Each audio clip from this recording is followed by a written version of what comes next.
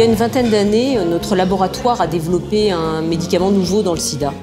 Et à l'époque, j'étais attachée de recherche clinique et donc mon rôle était de mettre en place des protocoles cliniques dans les hôpitaux pour suivre l'efficacité et la tolérance de ce médicament.